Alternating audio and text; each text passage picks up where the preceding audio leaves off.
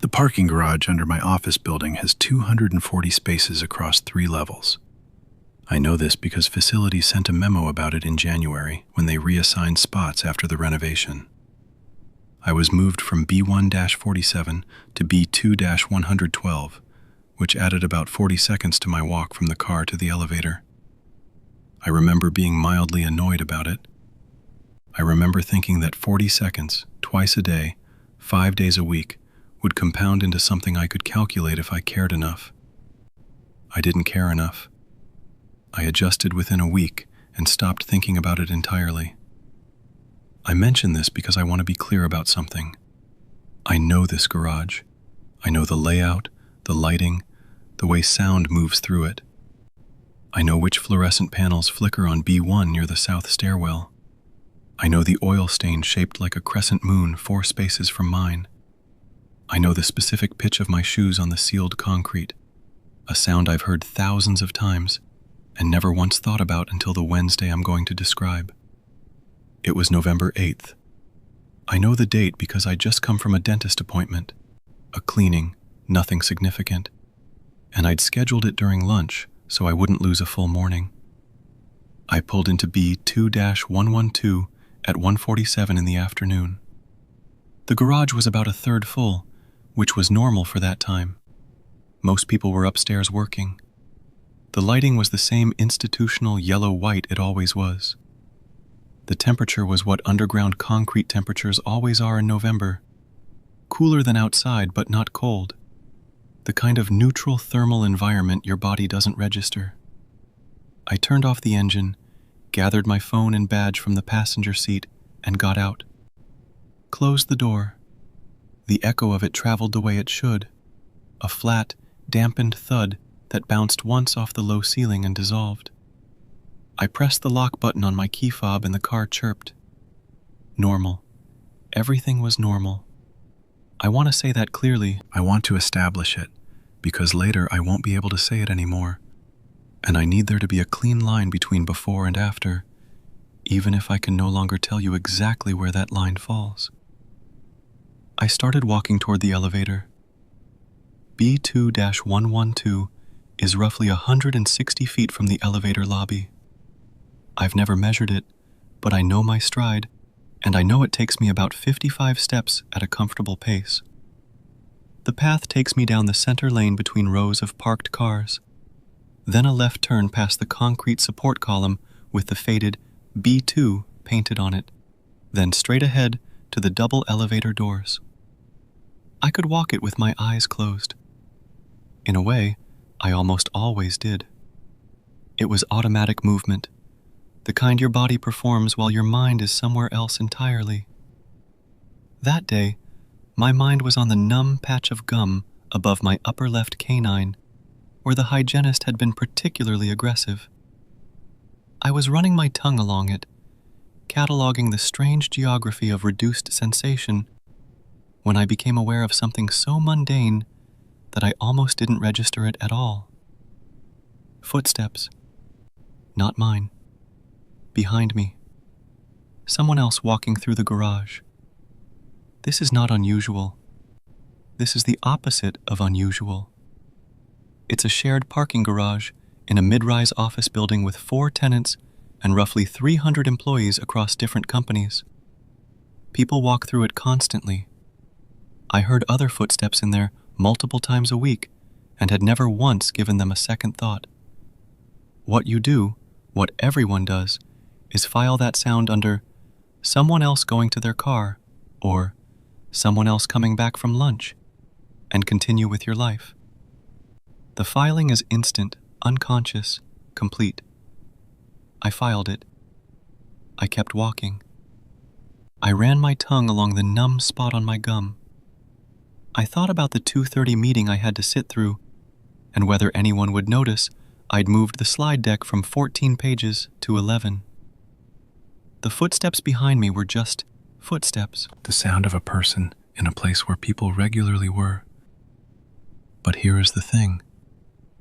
This is the first thing I noticed, and I need to describe it precisely because I've spent a lot of time since then trying to determine if this is where it actually started or if this was just the moment my attention snagged on something that had been happening for longer than I realized. The footsteps were at the exact same tempo as mine. Now I know what you're thinking, because I thought it too. People walk at similar speeds. There's a natural human cadence, something around 100 to 120 steps per minute for an average adult at a comfortable pace. Two people walking through the same garage at roughly the same speed will often sound synchronized simply because the range of normal walking speeds isn't that wide. This is statistics, not strangeness. I knew that then. I know it now. But this wasn't roughly the same speed. This was exact. Every footfall I made was answered by a corresponding footfall behind me. Not a fraction before, not a fraction after, but simultaneous. My right foot hit the ground, and at the same instant, a second impact arrived from somewhere behind me. Not an echo. The timing was wrong for an echo. In that garage, at that distance from the nearest wall, an echo would carry a delay of maybe a quarter second. This had no delay. It was concurrent. I noticed it the way you notice a fluorescent light that's just started buzzing. Not alarming, just present. A new input that didn't exist a moment ago, or, more accurately, that I hadn't been conscious of a moment ago. I kept walking. The synchronization held. Step, step, step, step. Each one doubled perfectly. I thought, without any real concern, that someone was walking behind me at the same pace, and that the acoustics of the garage were compressing the gap between our footfalls until they sounded simultaneous.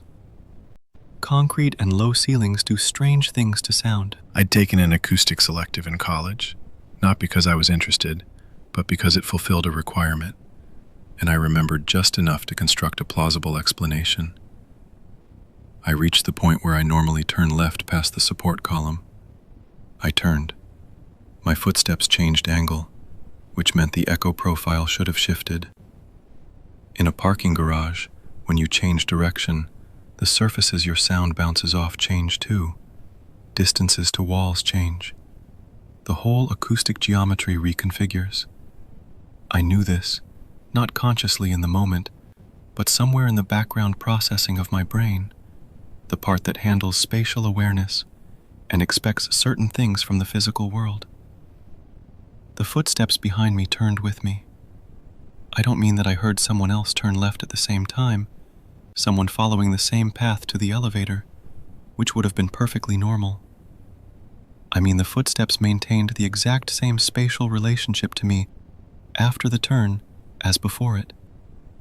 They were behind me at what felt like the same distance, with the same volume, the same timing, the same everything.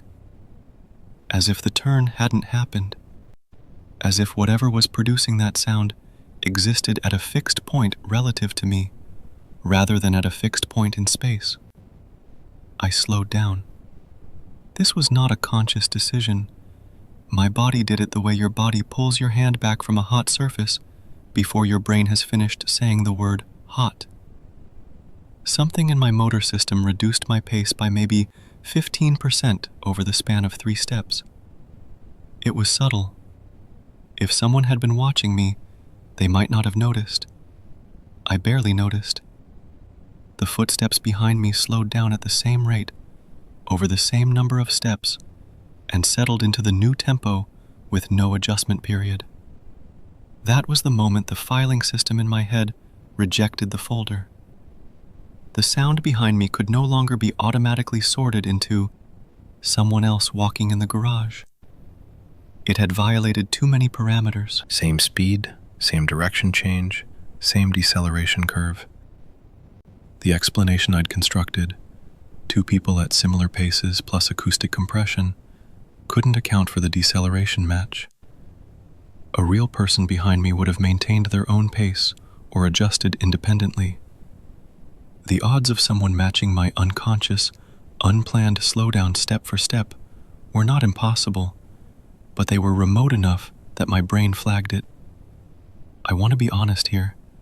I was not scared. I was not even particularly concerned. I was interested. It was like noticing a glitch in a program, a flicker of wrong output that makes you lean closer to the screen. I was curious about what I was actually hearing, because clearly my initial interpretation was incorrect, and I needed a new one. That's how I thought about it. A perception problem to solve. The emotion I felt was closer to mild intellectual engagement than anything resembling fear. I sped up. Deliberately this time. I added about 20% to my pace over 2 steps, an obvious acceleration, not quite a jog, but noticeably faster than comfortable walking. I did this specifically to test the sound behind me. If it was a real person, they might match my new speed, but there would be a reaction delay, a half second or a full second, where they registered the change and adjusted. Human reaction time. You hear someone ahead of you speed up, you process it, you decide to match it or not, you change your stride. There's a gap. There's always a gap. There was no gap. The footsteps accelerated in perfect lockstep with mine, as if they were being generated by the same signal that was generating my own. Not following, not reacting. Synchronized at a level that eliminated the possibility of one being the cause and the other the effect. They were simultaneous. I stopped. The footsteps stopped. Not after me, with me. The last sound my shoes made on the concrete was accompanied by one final, identical impact from behind. And then there was silence. Complete. The kind of silence that a parking garage achieves when nothing is moving, when the ventilation system is between cycles, when every car is off, when no one is walking. Structural silence. The silence of mass and concrete and still air. I stood there. I did not turn around. I want to explain why, because it would have been the obvious thing to do, and I knew it was the obvious thing to do, and I still didn't do it. The reason was not fear. I need to say that again. I was not afraid. The reason was something more like, and I'm going to struggle with the language here because I've tried to describe this many times and no phrasing has ever felt accurate. The reason was that I had a very strong sense that turning around would not help. Not that it would be dangerous, not that I would see something I didn't want to see, just that it would not produce useful information. Like the feeling you get when you know a drawer is empty before you open it. You can still open it, nothing prevents you, but you know, in a way that isn't hope or fear, that there's nothing inside. I knew that if I turned around, I would see a parking garage, cars, concrete, fluorescent lights, painted lines, everything exactly as it should be. Nothing out of place, nothing there. And I knew this with the same certainty I knew my name, which meant that turning around was simply irrelevant. So instead, I listened. The garage was quiet. Ventilation was off. No engine sounds from the levels above or below. No door closings, no chirps, no conversations. I could hear, very faintly, the electrical hum of the lighting panels. I could hear the barely perceptible tick of something thermal, a pipe or a duct expanding or contracting somewhere behind the ceiling. I could hear my own breathing, slightly elevated, and my heartbeat in my ears, slightly faster than usual. And I noted both of those physiological responses with the same detached interest a doctor might note a patient's vitals. My body was reacting to something. My mind hadn't decided what. I waited perhaps 10 seconds. Then I resumed walking. The footsteps resumed with me. Same distance, same tempo. Same synchronization. As if the pause had been a pause in a shared program and now the program was running again. I walked the remaining 30 or so feet to the elevator lobby, pressed the up button, and waited. During the wait, I stood still. The garage was silent. I strained to hear anything, a shuffle, a breath, the creak of fabric, any of the sounds a person makes when standing still, because people are never truly silent. We shift weight. We swallow. Our clothes move against themselves. We are noisy organisms even at rest. Nothing. The elevator arrived. The doors opened. I stepped inside. I turned around to face the doors as they closed, and in the 2 or 3 seconds that I was facing back into the garage, I looked. I looked carefully. B2 stretched out in front of me, well lit, orderly, silent. Cars in their spots, empty lanes, support columns at regular intervals. The B2 marker visible on the nearest column. Nothing moved. Nothing was there. The doors closed and I went up to my floor. I want to describe what I did next because I think it says something important about where my mind was. I went back to my desk, sat down, drank the rest of my coffee from the morning, which was cold, and I opened my laptop and worked on the slide deck for the 2:30 meeting. I trimmed it from 11 slides to 9. I responded to 3 emails. I looked up the weather for the weekend because I was thinking about whether I needed to rake leaves. I did all of this without any significant emotional disruption. The experience in the garage had been strange, certainly. Unexplained, yes. But I had already begun constructing the framework I would use to contain it. Acoustic anomaly. Heightened post-dental awareness. Coincidence, I was overweighting because I'd paid attention to it. The 2:30 meeting was about quarterly projections. It ran long. I didn't leave the building until 6:15. November 8th, 6:15 in the evening. The sun had set at 5:02 that day. I know because I checked later. The sky had the last residual glow of post-sunset, that deep blue that isn't night yet but isn't day. And the parking garage, being underground, was exactly the same as it had been at 147. Same lights, same temperature, same air. I walked to my car. The footsteps were there, behind me. Same distance, same tempo, same flawless synchronization. The moment my shoes hit the concrete of B2, there they were, as if they had been waiting. Not starting, resuming, like pressing play on something that had been paused for 4.5 hours. This time, I did feel something. Not fear. Annoyance, strangely. A flare of irritation at the universe for presenting me with a problem that wouldn't resolve through rational analysis. I had spent the afternoon constructing and discarding explanations, more than I'd realized apparently, because when the footsteps returned, the absence of a working explanation hit me like a small, blunt impact. I had nothing.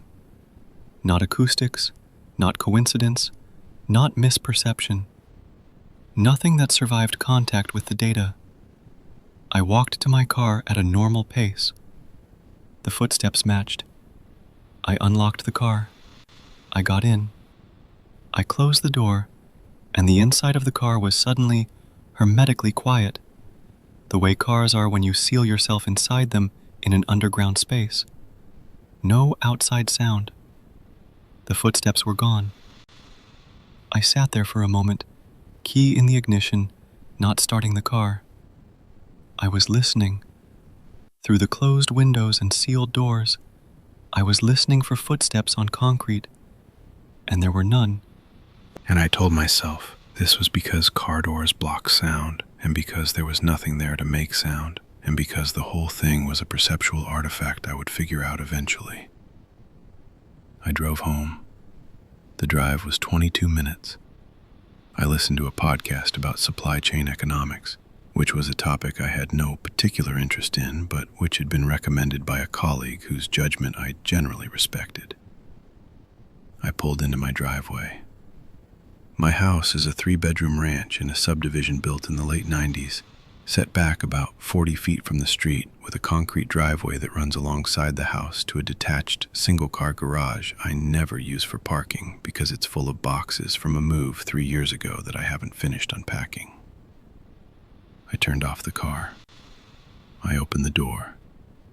I stepped out onto my driveway. The sound of my shoe on the concrete was singular. One footfall. Mine. I stood still and listened. The neighborhood was doing its normal evening things, a dog barking several houses down, a car door closing somewhere on the next street, the white noise of distant traffic on the main road. No footsteps. Nothing behind me. Nothing at all. I went inside. I made dinner. I ate it in front of the television, watching something I don't remember.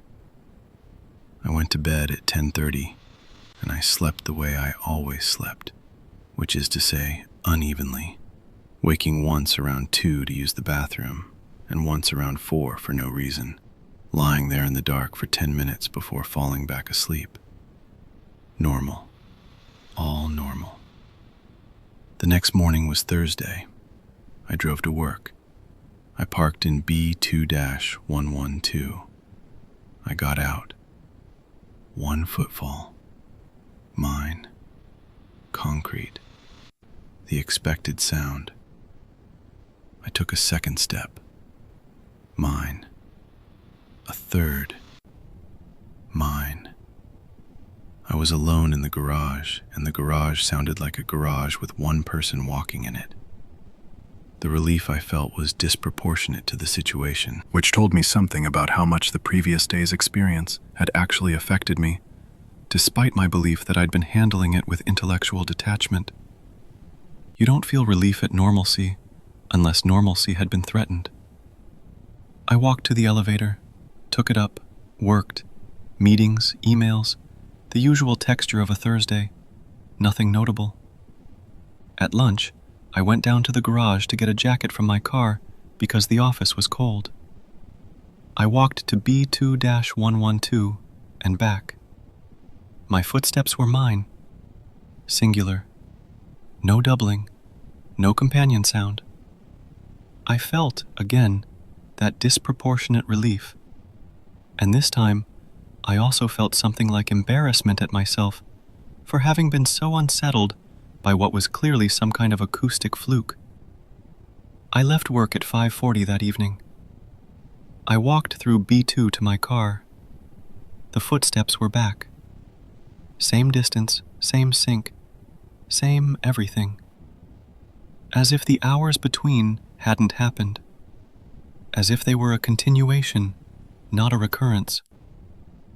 I stopped mid-stride, and they stopped with me. And the silence that followed was the same dense, complete silence I'd heard the day before. The silence of nothing being there to make sound, even though something had just been making sound. I turned around. I did it fast. Not panicked, but deliberately fast. The way you'd flip a light switch in a room you suspected was empty, but wanted to be sure about. I turned a full 180 in place, and I looked at the garage behind me. There was nothing. Cars, concrete, lights, painted lines. B2, as I had always known it. No person, no shape, no shadow that didn't correspond to a physical object. The fluorescent panels buzzed faintly. The air was still. I was alone, visually, and now, auditorily. The silence held. I stood there, facing the direction I'd come from, for about 15 seconds. I studied the space. I let my eyes move slowly across every surface, every gap between cars, every shadow under every vehicle, every column, every corner I could see. I was thorough. I was calm. There was nothing there. I turned back around and continued walking to my car. The footsteps resumed. The exact instant I took my first step, they were there again, behind me again, same distance. As if turning around had been an interruption, they had waited out politely. I kept walking. They kept walking. I reached my car, got in, and drove home. On the driveway, silence. Inside the house, silence. Normal evening, normal night. But I lay awake longer than usual, not anxious exactly, but occupied. My mind was working on something it couldn't name, turning over a shape it couldn't see, and the frustration of that was enough to keep sleep at a slight distance for an extra 40 minutes. Friday. I drove to work determined to approach this systematically. I'm an analyst by profession, not of anything glamorous, insurance risk models, but the foundational skill is the same. You identify variables, control what you can, observe what you can't, and build a data set. That's what I decided to do. I would gather data. I parked, I got out. I started walking toward the elevator, and the first thing I did was count. I counted my steps, and I focused all of my auditory attention on whether the doubled footsteps were truly simultaneous, or whether there was some micro delay I'd been missing. I have decent hearing, no diagnosed impairments. I concentrated the way you concentrate when you're trying to hear a specific instrument in an orchestra. Simultaneous. Absolutely, completely simultaneous. My foot and the other sound occurred at the same instant. I could not separate them temporally, no matter how hard I listened. They were the same event perceived from two locations. I stopped on step 23. Silence. I waited 5 seconds and took a single step. One step, and with it, one doubled impact. I waited again, took another single step. Same thing. I did this 11 times, spaced irregularly, some after 2 seconds, some after 7, one after 12. Every single time, the doubled footstep occurred with mine, regardless of the interval. Whatever was producing the sound was not on a timer. It was not a mechanical artifact. It was responsive, but with zero latency. I continued to the elevator. At my desk, I opened a browser and searched for acoustic phenomena in parking garages. I read about flutter echoes, standing waves, resonance frequencies, and the way parallel concrete surfaces can create unusual audio effects. I learned that some garages produce what's called a slap echo that can make a single sound source appear doubled. I read a case study from an architectural acoustics journal about a hospital parking structure in Ohio where occupants consistently reported hearing footsteps that seemed to follow them, which was traced to a specific geometry of wall angles that redirected sound along a walking path with minimal delay. This was encouraging. A geometric anomaly would be fixed in space. It would exist at certain positions and angles within the garage and not others. I could map it. I could walk different paths and find the boundaries of the effect the way you'd find the edges of a dead spot in a room's acoustics. I decided to test this at lunch. At lunch, I went down. I stood at the elevator lobby doors, took a breath, and stepped into B2. My footsteps were singular, no doubling. I walked to my car. Singular. I turned down a different lane, one I'd never walked before. Singular. I circled the entire level, every row, every column, every angle. One person, one set of feet, one sound per step. The garage was behaving like a garage. The geometric anomaly theory needed the effect to exist in at least some locations. It existed in none. I went back upstairs with a feeling that was not quite relief and not quite frustration, but some uncomfortable blend that sat between them like a chair that didn't belong to either table. The phenomenon had now occurred on Wednesday afternoon, Wednesday evening, Thursday evening, and Friday morning. It had not occurred on Wednesday morning, Thursday lunch, or just now at Friday lunch. There was a pattern there, maybe, but it wasn't geometric. It was temporal. And temporal patterns in acoustic anomalies don't exist. because concrete walls don't change shape based on the time of day. 5:45. I packed up my things, I took the elevator down, I stood at the lobby doors and I listened to my own breathing, and I pushed through into B2, and I walked. There they were, behind me. The same distance. Always the same distance. I had been thinking about that distance specifically, trying to determine how far behind me the footsteps sounded. My best estimate was about 30 feet. Not close, not far. A distance that, if it were a person, would be just at the edge of social ambiguity, close enough that you'd be aware of them, far enough that there was no reason for concern. An optimal distance, I thought, and then I didn't like that I'd thought the word optimal, because it implied design, and design implied intention, and I was not ready to go there. I tried something new. I stopped, and when the footsteps stopped with me, I took 3 rapid steps to the right, perpendicular to my original path, ducking between 2 parked cars. This was a sharp lateral movement, unnatural, the kind of thing no one does in a parking garage unless they're moving to their own vehicle. I stopped again. Silence. And then, when I resumed walking, now on a different path through the garage, the footsteps were behind me again. Same distance, same sync, same 30 feet. 30 feet. I need to talk about the 30 feet. I've tried to think about what 30 feet means in different contexts. It's the length of a mid-size motorhome. It's approximately the distance from home plate to first base on a Little League field. It's about 2.5 car lengths. In a parking garage, it's roughly the span of 4 parking spaces. It is, and I think this is what unsettled me most, almost exactly the distance at which you can hear someone's footsteps clearly, but cannot hear them breathe. It is the distance of auditory awareness without intimacy. It is the distance at which a person is present, but not knowable. Over the weekend, nothing happened.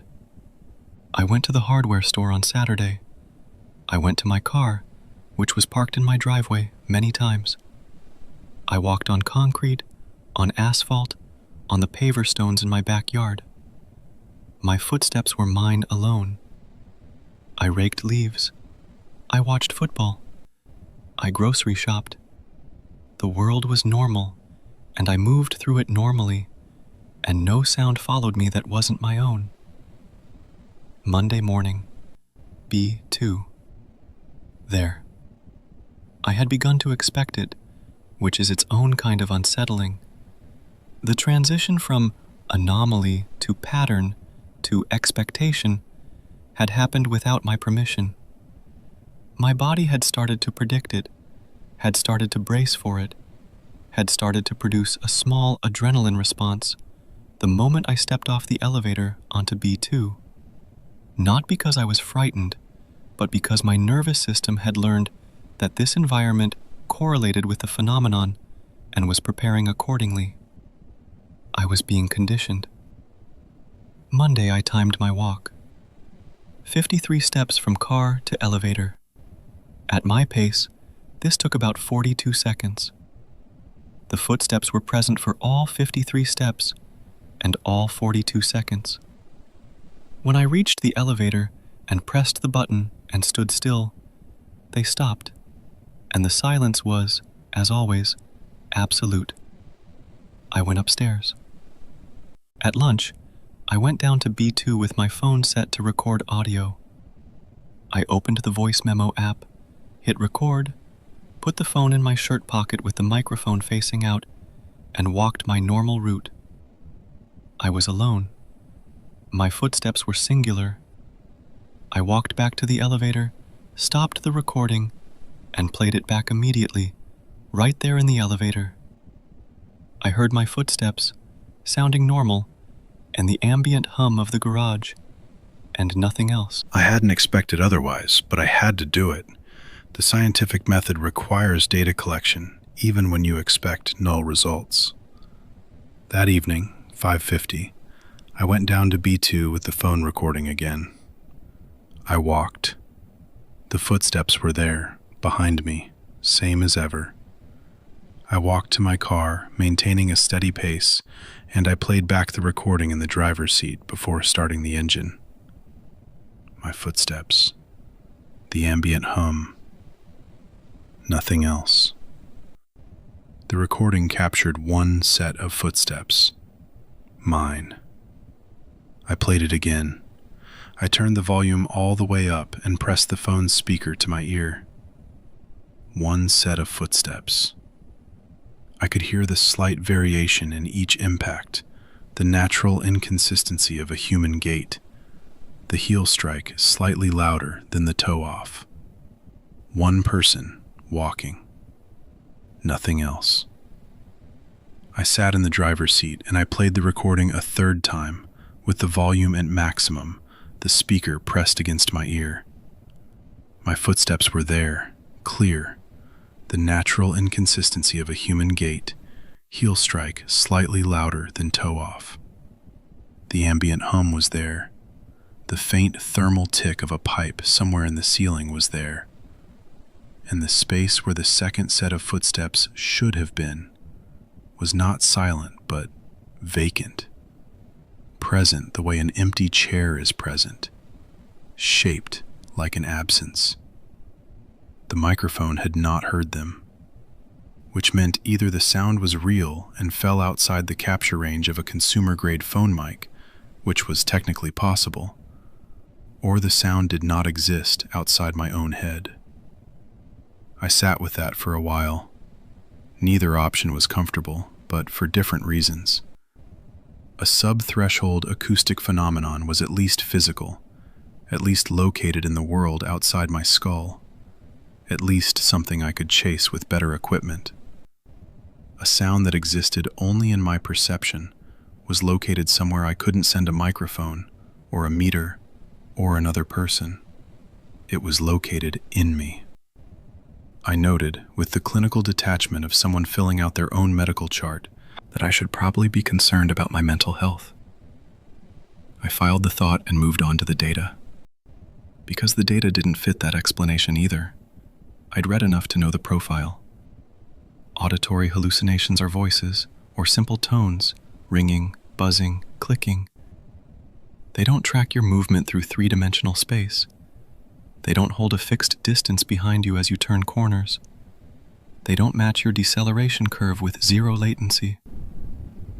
Whatever I was hearing was too structured, too spatially coherent, too responsive to be my auditory cortex misfiring, which left me with no explanation at all.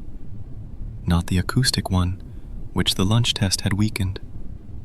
Not the microphone threshold one, which was possible but unfalsifiable. Not the hallucination one, which the behavior pattern contradicted. Nothing that survived contact with all the data simultaneously. Tuesday, Wednesday, Thursday. The pattern continued. Every time I walked through B2 after approximately 5 in the evening, the footsteps were there. Every time I walked through in the morning or at lunch, they were absent.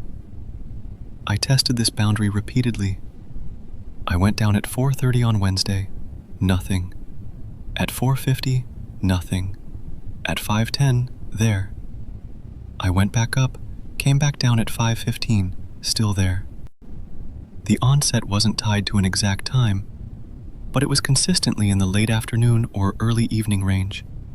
And once it started for the day, it persisted until I left the garage. I brought a friend down on Thursday evening. Mark from accounting, a person I was friendly with but not close to, which made him ideal for this kind of request because I didn't care much about his opinion of me.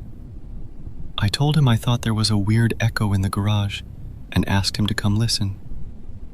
We walked from the elevator to my car together. 2 sets of footsteps, his and mine, slightly out of sync, as two real people walking together naturally would be. Nothing else. No third set. No doubling. I listened so intently that I'm sure my face was doing something strange because Mark asked if I was okay. I told him I didn't hear the echo anymore and that it must have been a temporary thing. He shrugged. He didn't care. We went back upstairs. The next evening, Friday, I walked through B2 alone. The footsteps were back. They had not been there when Mark was with me. They were there when I was alone. This was a new variable. I added it to my dataset, and even as I was adding it, clinically and methodically, I felt something shift in the quality of the experience. Because now it wasn't just a sound. It was a sound that knew whether I was alone. I started paying attention to other things, not just the footsteps, but the broader sensory environment of the garage when the footsteps were present. I was looking for other anomalies, other things that might be slightly different during the phenomenon compared to baseline. What I found was silence. Not the footsteps, the opposite. When the doubled footsteps were present, the ambient sound of the garage changed. The ventilation system, which I could usually hear as a low-frequency hum, was quieter. Not off. I could still feel air movement from the vents, but the sound of it was reduced, as if the volume had been turned down. The electrical buzz of the fluorescent panels, normally a constant background tone, was diminished. Even the distant sounds that occasionally leaked into the garage from outside, a car horn, a truck on the nearby road, were muffled. The entire ambient soundscape was suppressed. Not eliminated, just turned down, like the environment was making room for the footsteps, clearing a channel for them to be heard in. I tried to measure this. I downloaded a decibel meter app on my phone, which I knew was imprecise but was better than nothing, and I took readings during multiple garage visits. During normal visits, when the footsteps were absent, the ambient noise level in B2 hovered around 45 to 48 decibels. During evening visits, when the footsteps were present, the ambient level dropped to 38 to 41 decibels, a reduction of approximately 7 to 9 decibels. This is not subtle. A drop of 10 decibels is perceived by the human ear as roughly half as loud. The garage was measurably quieter when the footsteps were there. I sat with this data for a long time. The two possible explanations I'd been maintaining, acoustic anomaly versus auditory hallucination, were both incompatible with this finding. An acoustic anomaly wouldn't suppress ambient noise, and a hallucination, a false sound generated by my own brain, wouldn't change the actual decibel level of the environment as measured by an external device, unless the decibel meter was also wrong, unless my phone was also hallucinating. I was running out of explanations, and I noticed that I was running out of them calmly. This calmness itself was something I began to observe. Why wasn't I more disturbed? I was an ordinary person experiencing something that defied my understanding of how sound and space worked, and my emotional response was muted, analytical, almost serene. Was that normal? Was my calmness itself an anomaly? I didn't know, and the not knowing bothered me more than the footsteps did, or at least that's what I told myself. The second week of November became the third. The pattern held. Every evening, alone in B2, the footsteps were there. 30 feet behind me, perfectly synchronized. The ambient sound suppressed. I began to develop, almost against my will, a kind of relationship with the phenomenon. Not in a sentimental way. In the way that you develop a relationship with anything consistent in your environment. The way you relate to the sound of your refrigerator or the pattern of traffic on your street. It was a feature of my world. It had regularities. I was learning its rules. Rule 1. It only occurred in B2 of the parking garage. Rule 2. It only occurred when I was alone. Rule 3. It only occurred after approximately 5 in the evening. Rule 4. It maintained a fixed distance of approximately 30 feet behind me. Rule 5. It was perfectly synchronized with my movement, with zero latency, including starts, stops, speed changes, and direction changes. Rule 6. It produced no sound when I was stationary. Rule 7. It was not captured by audio recording equipment. Rule 8. The ambient sound environment was measurably suppressed during its occurrence. Rule 9. Visual inspection of the space behind me revealed nothing, ever. I wrote these rules down. I put them in a note on my phone titled B2, and I looked at them sometimes during the day, reading them like they were the parameters of a problem set I'd been assigned, which in a way they were. The week before Thanksgiving, I tried an experiment. I left work at 5:30 on a Tuesday, took the elevator to B2, and instead of walking to my car, I walked to the stairwell at the far end of the level. The footsteps accompanied me, same as always. I opened the stairwell door and stepped through. The stairwell was a different acoustic environment entirely. Narrow, vertical, hard surfaces on all sides. My footsteps echoed sharply, bouncing up and down the concrete shaft. I stood still and listened. Silence. No doubled footsteps. I stepped back through the door into B2. I took 3 steps. There they were. I went back into the stairwell. Gone. Back into B2. There. The phenomenon was spatially bounded.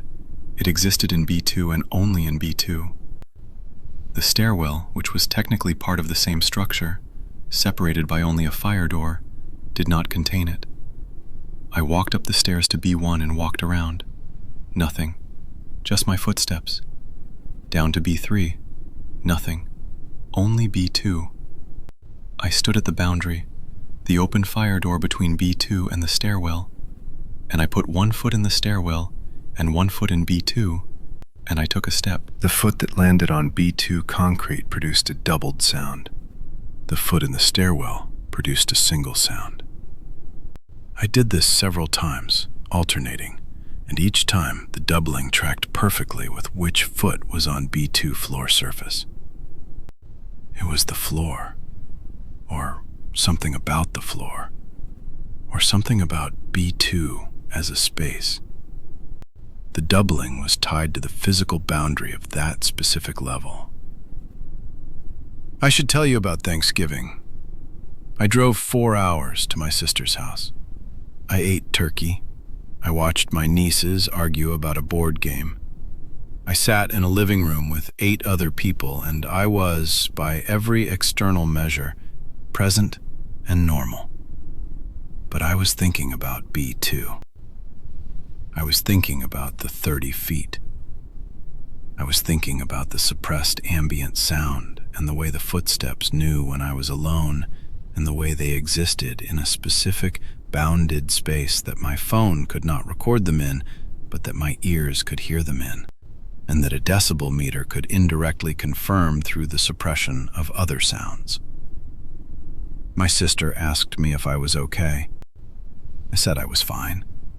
She said I seemed distracted. I said work was busy. She accepted this. We ate pie. I drove home Sunday afternoon. Monday, back to B2. I parked. I got out. It was 8:20 in the morning. The footsteps were there. I stopped walking. I stood by my car with my keys in my hand, and I listened. They had stopped with me. The ambient sound was suppressed. It was morning.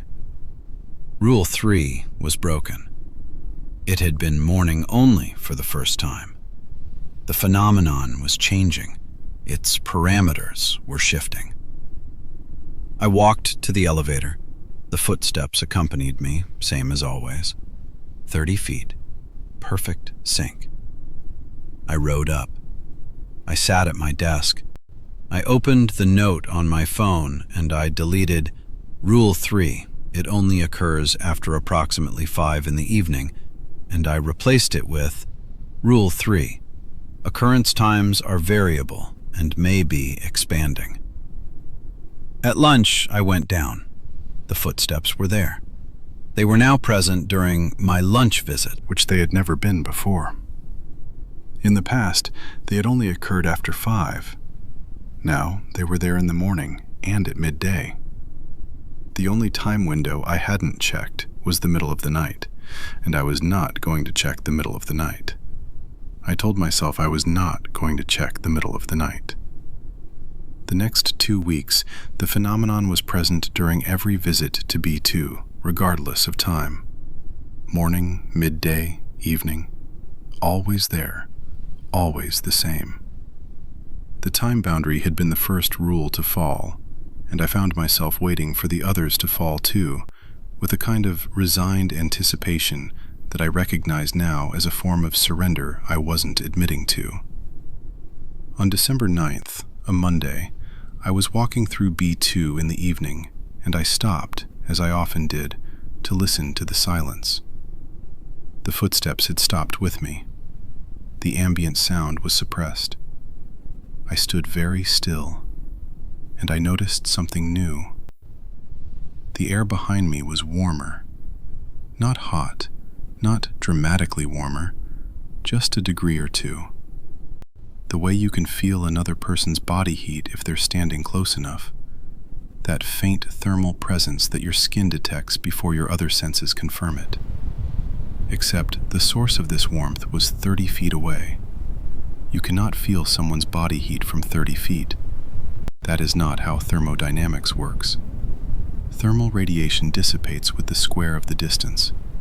At 30 feet, the heat from a human body is undetectable by another human body. I knew this. I felt it anyway. It was on my back. Specifically on the back of my neck and across my shoulders. A subtle, diffuse warmth that had no source I could identify, and that faded the moment I turned my head even slightly to look behind me. Not because I looked and saw nothing, which I expected, but because the warmth itself withdrew, like a hand pulling back. I didn't write this down. I don't know why. I had been diligent about recording data, about maintaining my analytical framework, about treating this as a problem to be solved. But the warmth was different. The warmth crossed a line that I couldn't articulate. From a phenomenon happening near me to a phenomenon directed at me. The footsteps could be acoustic. The silence could be atmospheric. But warmth on my skin that responded to my attention had an intentionality I was not prepared to document, because documenting it would mean accepting it as a datum, and accepting it as a datum would mean incorporating it into my model, and incorporating it into my model would mean my model now included the premise that something was deliberately maintaining its presence in relation to me. December continued. The warmth was there every time now, a constant companion to the footsteps. When I walked, footsteps behind me, warmth on my back. When I stopped, silence, and the warmth remained, steady, like the sun on a mild day, except there was no sun. We were underground, and the warmth was coming from a direction where nothing existed. Rule 2 broke next. It was a Thursday, December 19th. I was walking to my car with Janet from compliance. We'd stayed late for a project deadline and were leaving together, walking side by side, talking about something mundane. Holiday plans, I think. We were about halfway to my car when I heard them. Footsteps. Behind us. 30 feet back, synchronized with mine. Not with Janet's, with mine. Her gait was different from mine, shorter stride, faster cadence, and the doubled footsteps matched my tempo, not hers. I heard them clearly, my footsteps and their echo that wasn't an echo, layered over Janet's footsteps, which were singular and normal, and hers. I asked her mid-sentence if she heard anything. She paused and listened and said she didn't hear anything unusual. I said I thought I heard an echo. She listened again and said these garages are weird and kept talking about her holiday plans. She didn't hear them, but they were there. Rule 2, the rule about being alone, was gone. It had operated in the presence of another person. The thing had been waiting for this. No, that's not the right framing. The thing had not been waiting. I had been assuming that the presence of another person was a boundary, and it had never been a boundary. It had been a coincidence. The phenomenon had simply not occurred yet during my few accompanied visits, and I had mistaken absence for rule. This realization restructured my understanding of every rule I'd written down. If Rule 2 was not a real rule, but a coincidence I'd elevated to a pattern, what about the other rules? Were any of them real? Was the spatial boundary of B2 a real rule? Or had I simply not encountered the phenomenon elsewhere yet? Was the 30-foot distance a rule or a tendency? Was any of it fixed? I stopped writing rules. I stopped gathering data. Not because I'd given up, but because the framework of data and rules was no longer applicable. You gather data and write rules when you're dealing with a system that has consistent properties. I was no longer confident that this had consistent properties. I was beginning to suspect that it had responsive properties, that its behavior was not governed by fixed parameters, but by something more fluid, something that adjusted, something that was, in a word I kept not wanting to use, learning. Christmas break, 10 days away. I went to my sister's house. I went to the grocery store, the movie theater, a hardware store for a leaking faucet part I didn't end up needing. I walked on concrete, asphalt, tile, carpet, hardwood. My footsteps were mine, singular, no doubling, no warmth on my back, no suppressed ambient sound. The 10 days felt like surfacing from deep water, that first full breath after a long dive, and the world above the surface was normal and bright, and I moved through it the way I used to move through everything, without listening for a second set of feet. But the relief had a shape, and the shape was temporary. And I knew it was temporary because B2-112 was still my parking space, and my job was still on the 4th floor. And January 2nd was circled on my calendar whether I wanted it to be or not. January 2nd, first day back. I parked in B2-112 at 8:17 in the morning. I turned off the engine. The dashboard clock glowed. The engine ticked as it cooled. I sat there. I was aware that I was delaying, and I was aware that I was aware of it. And this recursive self-observation was itself a kind of delay, a way of not opening the door. I opened the door. I stepped out. One footstep, mine, concrete, normal. I took another step, doubled. 10 days of silence, and it was there on the second step, not returning, resuming, the way a held breath resumes when the mouth opens. And I understood then that the 10 days had not been freedom. They had been a pause. The program had still been running. The thing behind me had been standing in B2 for 10 days, over a holiday break in an empty garage, with the lights on their automatic timer cycling through darkness and fluorescence and darkness again. And it had waited with the same patience it applied to everything. because patience was the only quality I could attribute to it with absolute confidence. The warmth was on my back immediately, close and defined, as if it had been pressed against a door I had just opened. I walked to the elevator. The footsteps accompanied me. I went to my desk. I did not open the note on my phone. Over the following weeks, the remaining boundaries fell. Morning visits, which had been safe through most of November and December, now produced the footsteps consistently. Lunchtime visits, same. The time of day parameter hadn't just shifted, it had dissolved. Every visit to B2, any hour, any day, the phenomenon was present. I stopped testing edges. I stopped checking whether the rules still held, because checking had become a way of hoping. And hoping required a version of the situation where boundaries were real, and I no longer believed they were real. The rules I had written felt less like discoveries and more like things I had been allowed to believe temporarily. Scaffolding that had been left in place while I acclimated and was now being quietly removed because I no longer needed it, or because it no longer needed me to need it. And then, in late February, something changed that was not a change. I need to describe this carefully because it is the thing I understand least and the thing that has stayed with me most. The distance decreased. Not suddenly, not noticeably from one day to the next, but over the course of maybe 2 weeks, the footsteps moved closer.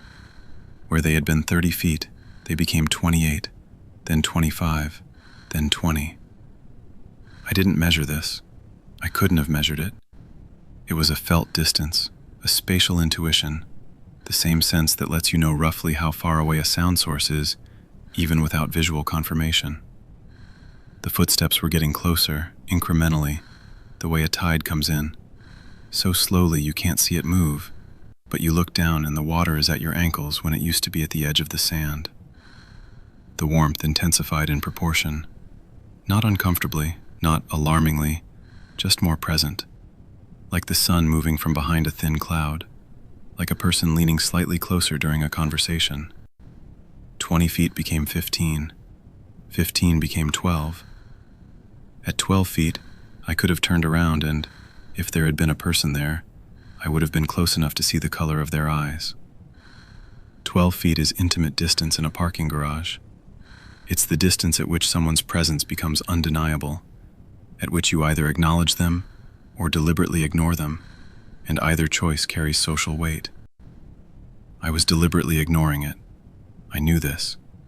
I knew I had made an unconscious decision not to turn around anymore. I hadn't turned around in weeks, maybe months. In the beginning, I had turned around to look, and there had been nothing, and I had accepted that. But now the distance was different, and I was not turning around, and the reason was no longer the rational certainty that there was nothing to see. The reason was something else. The reason was that I was not certain anymore. The distance kept closing, 10 feet, 8 feet. At 8 feet behind me I could hear, or I believed I could hear, something else within the footsteps. A texture. The footsteps had always been clean impacts, shoe on concrete. But now there was a quality to them that was, and I apologize for the vagueness, but precision fails me here, heavier. As if whatever was making the sound weighed more than me, or as if it was pressing down with more intention. The same way you can tell the difference between someone walking through a room and someone walking toward you, there's a directional weight to approach footsteps that differs from passing footsteps, and what I heard behind me at 8 feet had that weight. The warmth at 8 feet was no longer diffuse. It had a shape. I could feel its borders on my back, roughly corresponding to a presence that was wider than me and taller than me, or at least that's what the distribution of warmth implied. It was above my shoulders and outside the width of my body, and it radiated the way a large warm surface radiates, evenly and steadily. I need to tell you about March 4th. March 4th was a Tuesday. I left work at 5:45. I walked through B2 to my car. The footsteps were behind me at what I estimated to be 6 feet. 6 feet is the distance of a normal conversation. It's the distance at which two people stand when they know each other but aren't intimate. It's close. And the footsteps at 6 feet were, for the first time, not just synchronized with mine, but slightly different from mine in character. They were deeper, denser. As if the floor was receiving more weight, more mass, more something. I reached my car. I unlocked it. I put my hand on the door handle. I didn't open it. I stood there, my hand on the cold metal of the door handle, and I listened. The footsteps had stopped when I stopped, as they always did. The garage was in its suppressed silence state.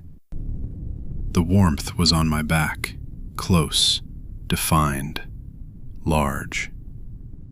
And in the silence, for the first time, I heard something that was not footsteps and not silence. Breathing. Very slow, very deep.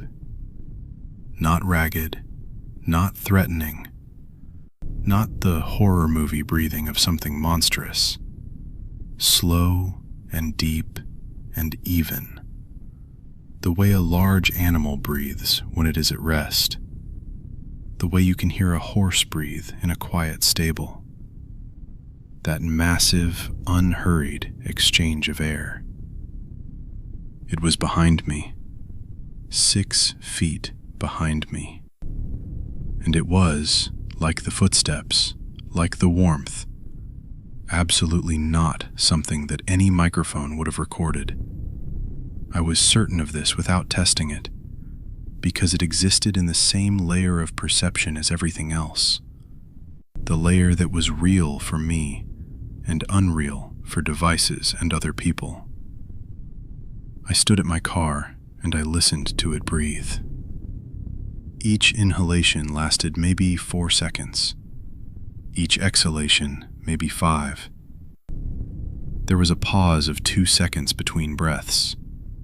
In, pause. Out, pause. Massive and slow and even. Not agitated, not excited, not anything emotionally. Just the autonomic rhythm of something alive that was standing behind me at the distance of a conversation. I got in my car. I closed the door. The sealed interior cut off the sound. I sat there for a moment, and then I drove home. That night I lay in bed, and I stared at the ceiling, and I thought about the progression. Sound, then spatial tracking, then thermal presence, then breathing. Each addition made the thing more real, more physically present, more like something that actually occupied space and displaced air and had a body that produced heat. And each addition had come gradually, incrementally, on a timeline measured in weeks and months, so slowly that each new element arrived into a context where I had already normalized the previous one. The footsteps had been strange, but I'd gotten used to them. The warmth had been strange, but I'd gotten used to it. The breathing was strange, and I knew, lying there in my bed, that I would get used to it too. That was the pattern. Not escalation, acclimatization. I was being acclimatized. To what, I did not know. But the direction was clear. Something that had started as a sound was becoming a presence. Something that had started at 30 feet was now at 6. Something that had been imperceptible to everything except my hearing was now imperceptible to everything except my hearing, my thermal sense, and my spatial awareness. It was accumulating realness. It was filling in. The thought I had, lying in bed on March 4th, was this. At the rate the distance was closing, it would reach me. Not metaphorically, physically, or whatever the equivalent of physically was for something that existed in my perceptual field, but not in the recordable world. It would close the 6 feet, and it would be directly behind me, and then it would be against me, and I did not know what that would mean, and I could not extrapolate from the data, because the data was not the kind of data you extrapolate from. The following days I walked through B2, and the footsteps were at 5 feet, and then 4, and the breathing was loud enough that I could feel the rhythm of it in my chest, a sympathetic vibration, as if my lungs were being gently encouraged to match its pace, which they were starting to. I caught myself breathing in its rhythm during the walk to my car, a 4-second inhale, a 5-second exhale, and when I realized I was doing it, I deliberately broke the pattern and breathed at my own rate, and the thing behind me continued its rhythm, unchanged, patient. As if it didn't matter whether I matched it today, because there would be tomorrow, and the day after, and the day after that. 3 feet. The warmth was so present now that on cold mornings I could feel the contrast between the chill of the garage air on my face and the warmth on my back. And the warmth was winning, and my body was confused by this, was orienting itself toward the warmth the way you orient yourself toward a fireplace in winter, which meant I was, on some physical level, leaning back, leaning toward it, and I had to consciously correct my posture to keep walking forward. 2 feet. Close enough that if it had a hand and extended it, it would touch me. And then, yesterday, March 29th, I walked through B2 to my car.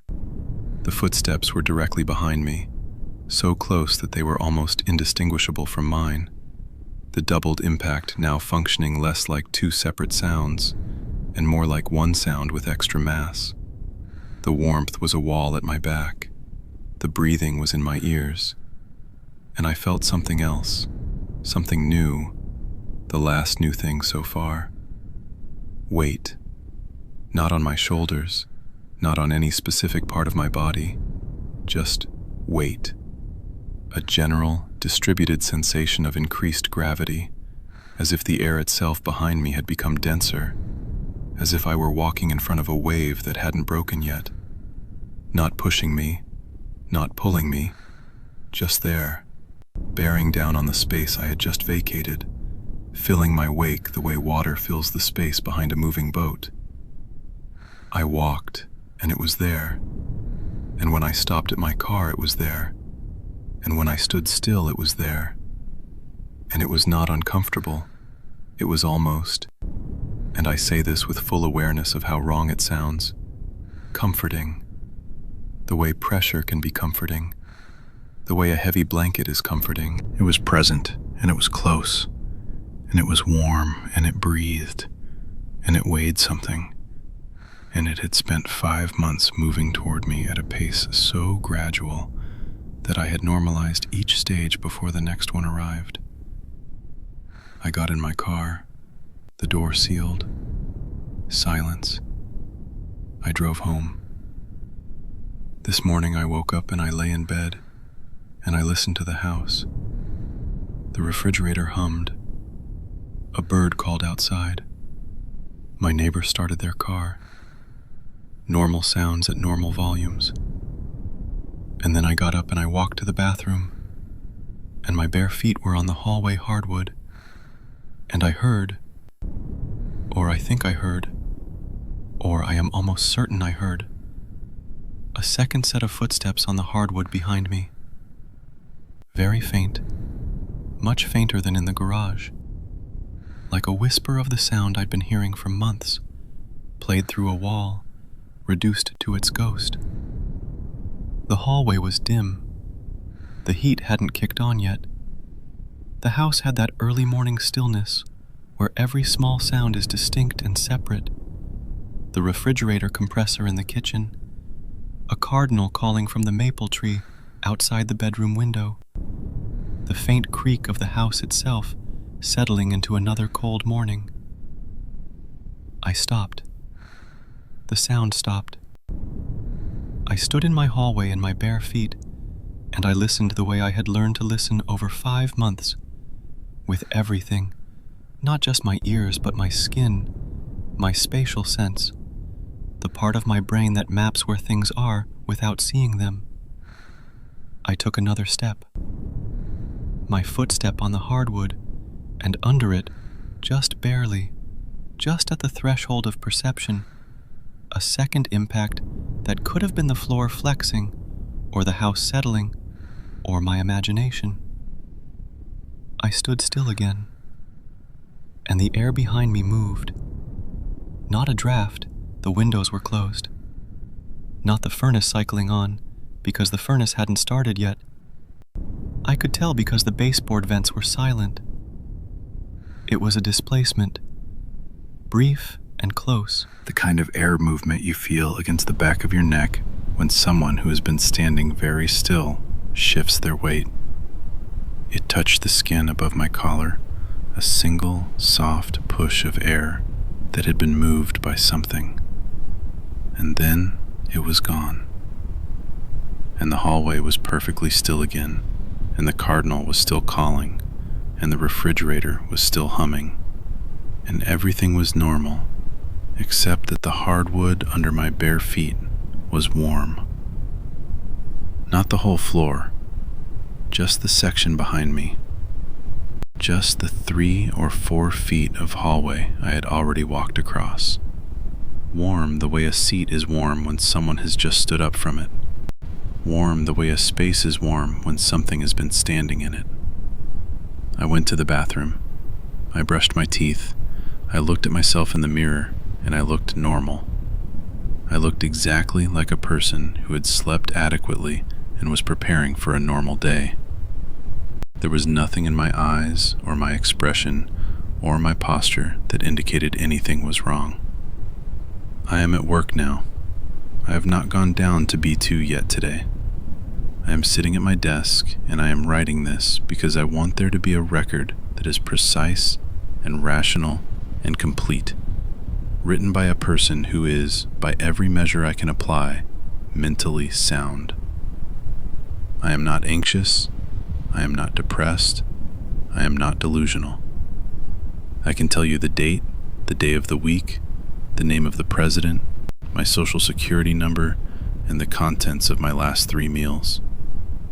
I am oriented and lucid.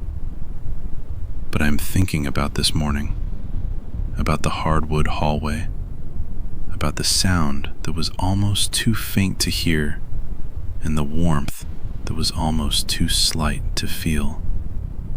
I am thinking about Rule 1, the rule that said it only happened in B2, the rule I never deleted from my phone because it was the last rule standing, the one boundary I believed in, the one thing that meant I could leave the garage and be free of it.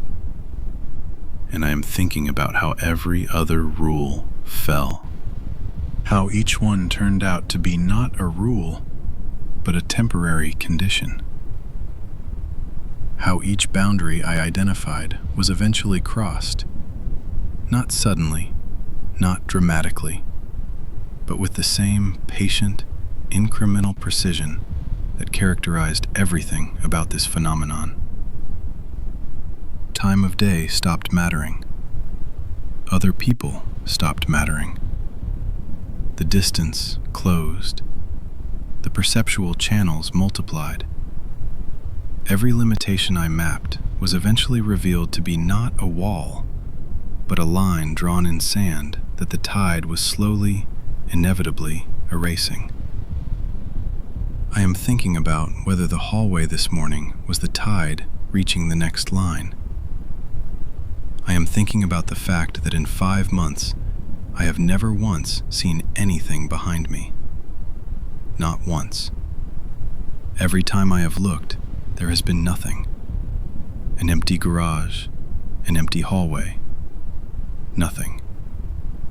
And this nothing has footsteps and warmth and breathing and weight, and it is now, possibly, no longer confined to a parking garage in a mid-rise office building, but instead present, faintly, in my home, in my hallway. 3 feet behind me as I walked to brush my teeth on an ordinary morning, in an ordinary house, on an ordinary street. I have to go to my car eventually. I have to take the elevator down to B2 and walk through the garage and get in my car and drive home and walk up my driveway and go inside and walk down my hallway. And at some point during this sequence of perfectly normal actions, I will hear it and feel it and know it is there the way I have known it is there for 5 months, with the calm, absolute certainty of someone who has observed a phenomenon so many times that doubt is no longer possible. And I think, tonight, when I walk down my hallway, it will be slightly louder than it was this morning, and the warmth will be slightly more defined, and I will lie in bed, and I will feel, maybe, just at the edge of perception, the faintest suggestion of weight settling into the space beside me. And I will get used to it. That's what I do. That's what it's counting on. The distance has never increased. Not once in 5 months. It has only ever decreased or stayed the same. It moves in one direction. It has patience that I am not equipped to outlast because I am a person with a job and a routine and a life that requires me to move through spaces, and it is something that exists in the negative space behind my movement, and it is closing, and it has never once been in a hurry. I don't know what happens when the distance reaches 0.